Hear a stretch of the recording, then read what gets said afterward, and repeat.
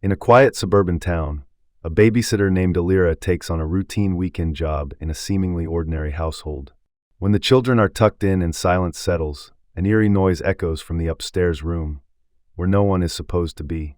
As Alira investigates, she uncovers a harrowing truth buried beneath the home's picture-perfect surface. The story unfolds with emotional tension, mysterious turns, and a chilling twist that forces viewers to rethink trust, safety, and the hidden lives of strangers. Before we jump into this incredible story, drop a comment, let us know where you're watching from. And if you enjoy this video, be sure to subscribe for more. Alira Vey was no stranger to late-night babysitting gigs. At 19, she'd spent enough evenings watching cartoons with toddlers and texting homework answers between diaper changes. But tonight was different. The Barrick family home sat perched at the edge of Linmore Lane, one of those neighborhoods where every mailbox matched and the houses seemed to sigh in perfect silence. Mrs. Barrick, elegant and distant, greeted Alira with a half-smile, while her husband barely looked up from his phone. "They're already asleep," she said, referring to the children, Kaylin and Juna. "Should be an easy night." Alira nodded, settled into the plush sofa, and opened her laptop. 2 hours passed in stillness, the kind of hush that makes your ears search for something. Then it came. A soft, dragging sound from upstairs. Not a creak, not a pipe. A shuffle. Alira froze. The kids were asleep. She was alone. The sound came again, louder this time. She stood slowly, heart pounding like a fist on glass. Maybe one of the kids had gotten up. She crept to the stairs, every step stretching longer than the last, and called out softly, "Kaylin? Juna?" No reply. The hallway at the top was dark. Alira turned on her phone flashlight, the pale glow cutting through the dim like a blade. Kaylin and Juna's bedroom door was slightly ajar. She pushed it open and peeked inside. Both children were there, deep asleep, breaths slow and even. The noise hadn't come from here. Alira backed out quietly and turned toward the guest room at the end of the hall, the only other door. She hadn't seen the Barracks mention it earlier. The sound had stopped, but now an odd coldness hugged the hallway, like the air had dropped 10 degrees. As she approached the door, something scraped behind it, fast and sharp, like fingernails across a wood floor. Alira's throat tightened. "Hello," she said, more air than voice. No answer. She reached for the handle, but it was locked. Her mind raced. Had Mrs. Barrick forgotten to mention a pet? But why would they lock it in? She ran back downstairs, found the house phone, and dialed Mrs. Barrick. Voicemail. She tried again. Nothing. On the third attempt, she heard something else, faint static crackling from upstairs. Not from the phone, but from behind that locked door. Alira's skin crawled. Static, like a radio left on in a storm. Her instincts screamed at her to leave, but something rooted her in place. Maybe concern for the kids, maybe something else. She climbed back upstairs and pressed her ear to the door. The static was rhythmic now, almost pulsing. Her hand hovered near the knob again. Then the doorknob turned. From the inside, she jumped back. The door creaked open an inch, darkness swallowing the space within. Alira's phone trembled in her hand. "Who's in there?" she whispered. No response. The door opened a bit more, and then it stopped. She peeked in. Nothing. Just shadows and a faint humming sound. She pushed it open further. A small desk lamp flickered to life, revealing a room filled with children's toys, but not the kind you'd find in stores. These were handmade, eerie, faceless dolls lining the shelves, each with a number stitched on its chest. Alira stepped inside. A journal sat on the desk. She flipped it open. Page after page filled with names, dates, and short descriptions, like case files. At the very end, Kaylin B. Phase 1 complete. Juna B. Phase 1 complete. Subject E monitoring. Her name was the last one. Subject E. Alira's breath hitched. She stepped back, nearly knocking over a chair. She needed to get out now. But as she turned, the door slammed shut behind her. The lamp flickered and died. She was in pitch black. She scrambled for her phone flashlight again and flicked it on. The beam scanned the room wildly, revealing movement in the far corner. A shadow detached from the wall, moving slow but deliberate. "Alira," a voice rasped. Childlike. Mechanical. She screamed and backed into the desk. The door was locked. She twisted the handle frantically. The voice grew louder, closer, repeating her name. Then silence. Suddenly, the door flung open. Mrs. Barrick stood there, face expressionless. "You went in, didn't you?" she asked. Alira nodded, shaking. "What is that room?" What's happening to those kids? Mrs. Barrick didn't answer. She stepped inside, closed the door behind her, and knelt beside one of the faceless dolls. They're not just children, she said softly. They're vessels. Observers. Elira's mouth went dry. Observers of what? Mrs. Barrick looked up, her eyes suddenly gleaming with something unnatural. Of human reaction to fear. And tonight, you were the test. Elira couldn't move. Her brain screamed to run, but her legs felt like lead. Mrs. Barrick stood, her figure eerily calm, like she'd rehearsed this moment. We call them sentients. The children are only partially aware. They don't feel fear the same way. Elira's thoughts raced. The journal. The phases. She hadn't babysat real kids, or had she? Her stomach churned. She darted for the door, wrenching it open and barreling down the stairs. She could hear Mrs. Barrick's footsteps behind her, slow, methodical. Elira grabbed her backpack and phone. The front door wouldn't budge. Locked from the outside. The static returned, this time blaring through the entire house, drowning out her thoughts. She screamed again and tried the back exit, finding it wide open. Cold wind slapped her face. She bolted into the night, not stopping until she reached the neighbor's porch, where she pounded on the door until a confused older man opened it. She begged him to call the police. When they arrived, the Barracks were gone. The house empty. No dolls. No journal. Just 2 made beds and an ordinary, quiet home.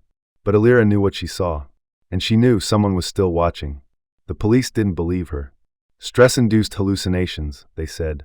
Too much horror media, maybe. But Elira didn't back down. She returned home, shaken but not broken. Days passed. Then one night, while scrolling through her emails, she found a new message with no subject line. Inside, a photo of the journal's final page. Her name. Her label, Subject E. Attached was a video, grainy surveillance footage from the Barrick house, showing her walking into the upstairs room. But the figure that followed her wasn't Mrs. Barrick. It was herself. Identical. Wearing the same clothes, same hair. But the eyes in that version of her were hollow. Empty. Elira slammed her laptop shut, pulse screaming. Someone or something was replicating her. Studying her. Replacing her? That night, she locked every door, every window. She didn't sleep. At 3:17 a.m., her phone buzzed with a notification. Face recognition failed on login attempt. Elira hadn't tried to unlock anything. A second later, a whispering voice filled her room. You are no longer outside the study. Her reflection in the mirror tilted its head and didn't move with her. Elira spiraled. Friends began to distance themselves, concerned by her paranoia. She moved back in with her cousin Ivana, a cybersecurity analyst who didn't laugh off the footage. Whatever this is, Ivana said, scanning the files, it's not human tech. At least, not mainstream. They dug into the Barracks. No real estate record. No tax ID. No birth certificates for Kaylin or Juna. As if the family never existed. Ivana ran facial scans. The only match? A military research document marked redacted, linked to a program called Project Echo Nest. But the file was locked behind a quantum firewall, untouchable. They tried contacting other babysitters through local listings, hoping for shared experiences. That's when they found Oren, a soft-spoken girl who babysat for a family that vanished without a trace 2 months earlier. She described the same static, same dolls, same journal. I saw myself too, Oren whispered, but mine smiled back. The realization sank in like poison. This wasn't isolated. It was an experiment. Ongoing. Elira wasn't the first, and she wouldn't be the last. But maybe, with Ivana's help, she could be the one who stopped it. They began uploading fragments of evidence online, footage, testimonies, encrypted files. The subreddit r/nestwatch exploded overnight. Dozens of people from across the globe described eerily similar encounters. Sentient children. Faceless dolls. Mirrored versions of themselves. Patterns emerged. All victims were hired for night babysitting gigs. All were alone in remote homes, and all described a locked room. Elira and Ivana coordinated meetups, shared tracking methods, and formed a small network called the Fractals. But something was changing. People in the group began disappearing. Oren stopped responding. A member in Austria posted a goodbye message the night before he vanished. Then Elira received another message. No subject.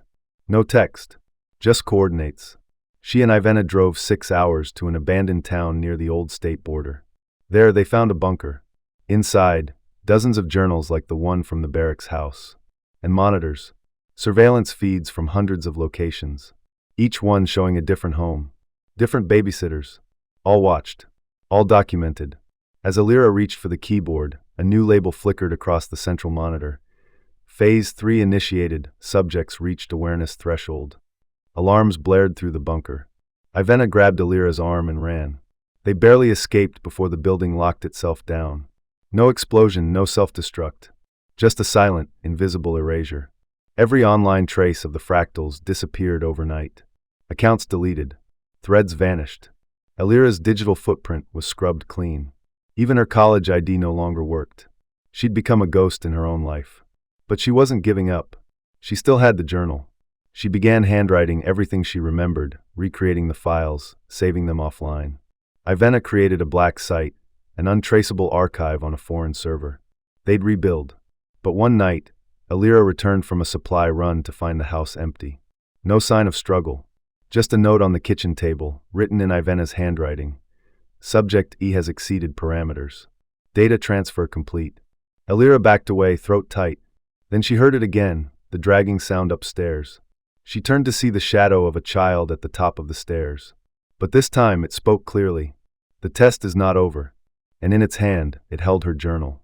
Now Alira lives off the grid, moving every few weeks. She still writes, still warns. And sometimes, when she walks past playgrounds or hears laughter behind doors, she freezes. Watching, listening, because she knows the truth. The sentients aren't gone. They're evolving. And somewhere out there, the replica, her copy, still exists. Maybe it's working a new job. Maybe it's living her life. Or maybe it's watching the next subject, smiling through hollow eyes, whispering her name like a lullaby before the test begins again. The final twist? A new email. No subject. A single photo. A child she doesn't recognize, holding a doll with the number 52 stitched into its chest. Below it, new babysitter confirmed. Session begins tonight. Alira stares at the screen, her fingers trembling. Because now the question isn't what they're studying. It's why her, and how many more there are. Would you like a visual storyboard or voiceover script version of this next? Alira closed her laptop and looked out the rain-streaked window of the safe house, the air thick with the smell of old wood and damp fabric. Her reflection in the glass blinked out of sync again, just for a moment. It had been weeks since the last email, and silence only made the anticipation worse. She kept a burner phone charged, waiting for another ping. Her eyes were sunken, not just from exhaustion, but from bearing the weight of knowing too much. She once thought exposure would end it, that pulling back the curtain would unravel the puppeteer's strings. But this wasn't a show for the masses. It was a test, as clinical as it was cruel, and the observers didn't fear attention, they studied it. As the fire in the wood stove crackled to embers, she whispered to herself, "I won't be phase 4. The storm outside deepened, wind howling through cracks in the siding like a warning. A child's laugh echoed faintly from the empty hall behind her. Alira stood slowly, the journal clutched in one hand, her other reaching for the flashlight. But before she turned around, her phone buzzed once more, this time with a voice message. She played it. Her own voice, flat and toneless, said, "Subject E has served her purpose." And then silence. Alira exhaled, heavy and final, as the lights flickered and died. Behind her, a pair of small feet stepped into view. If this story sent chills down your spine and left your heart racing, you're not alone. A babysitter heard a noise upstairs, but the children were asleep and she was alone, is more than just a tale. It's a haunting reminder that some truths are buried for a reason, and some voices, once heard, can't be unheard. What do you think really happened that night? Was Alira chosen or trapped? We want to hear your theories. Like if you held your breath, comment your thoughts or the moment that gave you goosebumps. Share this story with someone who loves a good twist. And don't forget to subscribe for more dark, unforgettable stories from Untold Files.